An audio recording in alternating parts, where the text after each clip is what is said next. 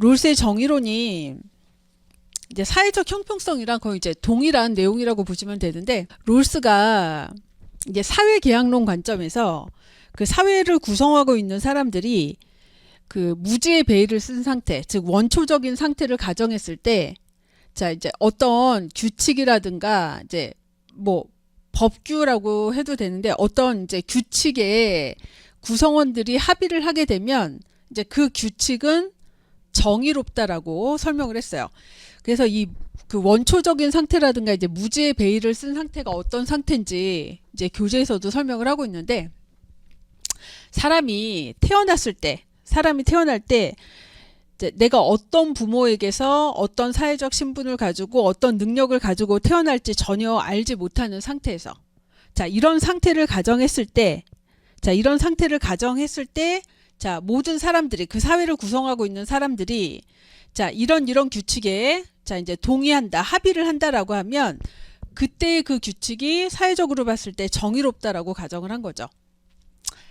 자 그래서 그 롤스가 이 정의론을 도출하기 위한 그 가정, 자 무지의 베일을 쓴 이제 원초적인 상태를 가정을 했을 때, 그래서 한마디로 요약을 하면 이제 자신이 가지고 있는 조건에 대해서 자 어떤 조건을 가지고 있을지 알 수 없는 상황, 자 유리할지 불리할지를 전혀 모르는 상태에서, 자 사회 구성원들이 이런 상태에서, 각각의 이런 상태에서, 자 예를 들어서 이런 상태에서 사회적으로 어려운 사람을 도와준다, 혹은 이제 장애인을 도와준다, 자 이런 규칙에 합의를 한다라고 하면 그 규칙이 정의롭다라고 보는 거예요. 자 이거 뭐 이해하실 수 있을 거예요. 왜냐하면 내가 지금은 이 가정이 대단히 비현실적일 것 같긴 하지만, 내가 지금은 건강하고 그 다음에 아무 문제가 없지만 어느 날 갑자기 사고를 당할 수도 있는 거죠. 그 다음에 내가 자 아이를 낳았는데 그 아이가 장애를 가지고 태어날 수도 있어요. 자 그렇기 때문에 이런 상태에서 누구든지 간에 자 정부가 어려운 사람을 도와준다, 혹은 이제 장애가 있는 사람들에게 이제 지원을 해준다, 자 이런 거에 이제 그 정의로운 관점에서 이제 동의하고 합의할 수 있을 거라고 보는 거죠.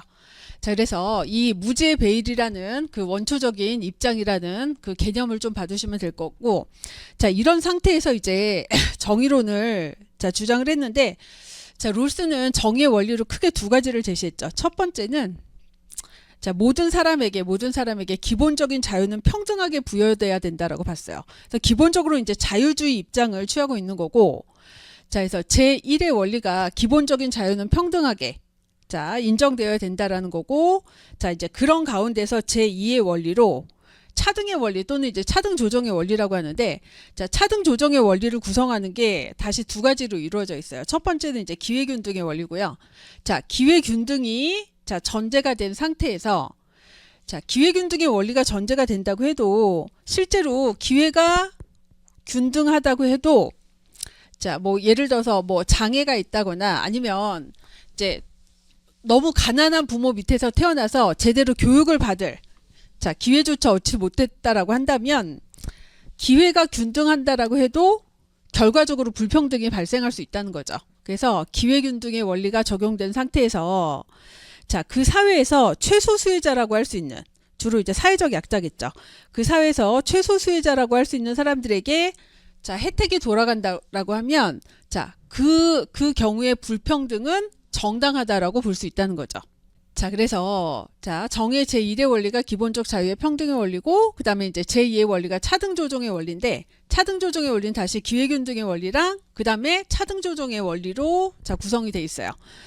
자 요 내용을 뭐 답안지에 구체적으로 쓰실 일이 없을 것 같긴 한데, 자 결과적으로 봤을 때 이 롤즈의 정의론에서 가장 이제 핵심적인 내용은 바로 이 차등 조정의 원리죠.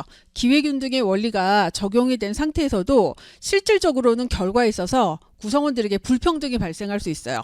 그때의 그 불평등을 어떻게 조정을 할 거냐.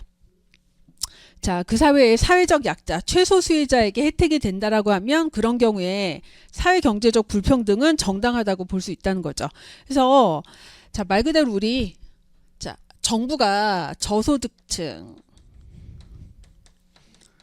그 다음에 이제 뭐 장애가 있는 사람들, 자, 이런 사람들에게 이제 특별한 배려를 하는 거는 자, 특별한 배려를 하는 건 왜 그런 거예요? 기회균등의 원리가 적용이 됐다라고 해도 자, 실질적인 결과에 있어서의 불평등이 발생할 수 있기 때문에 자, 이 사람들에게 특별한 배려를 하는 것은 불평등은 불평등이지만 정당한 불평등이라고 보는 거죠.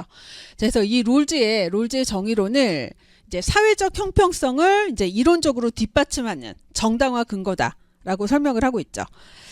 자, 그래서 142페이지에 보시면 이제 롤스의 정의론에 대해서 쭉 설명이 있고요. 설명이 있고, 자, 형평성도 마찬가지고, 그 다음에 롤스가 정의론에서 주장하는 것도 마찬가지고, 자, 이게 이제 행정학적으로 시사하는 의미가 뭐다?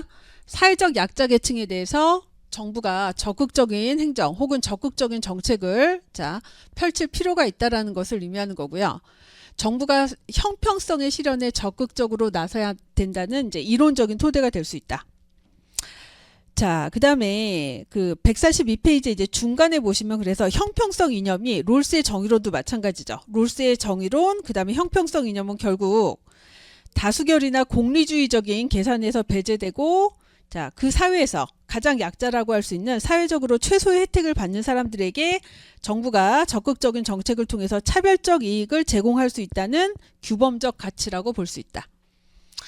이제 행정학에서 어떤 의미를 가지고 있는지를 보시면 되고요. 그래서 이 형평성이라든가 이제 롤스의 정의론이 지난 시간에 우리 기출문제 보셨는데 자, 어떤 기출문제가 나왔을 때 강조됐어야 되는지 지금 인사혁신처가 추진하고 있는 균형 인사 정책이라든가 자, 이런 정책에 이 사회적 형평성이 강조되고 있다라는 거. 자, 이렇게 정리를 해 두시면 되고요.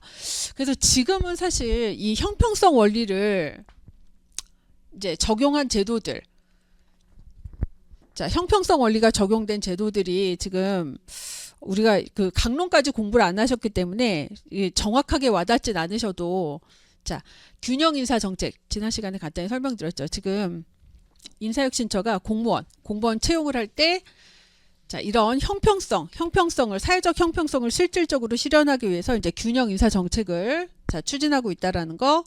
그다음에 이제 사회복지 정책이 자, 고소득층에게 누진세를 적용해서 재원을 마련해서 사회복지 정책을 실시하는 게 이 사회적 형평성을 실현하기 위한 거라는 거.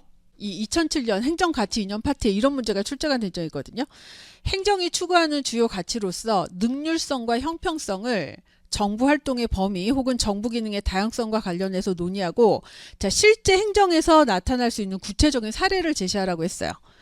자, 제가 지난 시간에 지난 시간 수업 그 마지막 부분에 아직 능률성을 우리가 구체적으로 정리는 안 했지만 이거 간단히 말씀드렸는데 이게 이제 형평성을 강조하게 되면 정부 정책에서는 사회복지 정책이라고 보시면 되거든요. 주로 이제 분배와 관련된 정책이에요.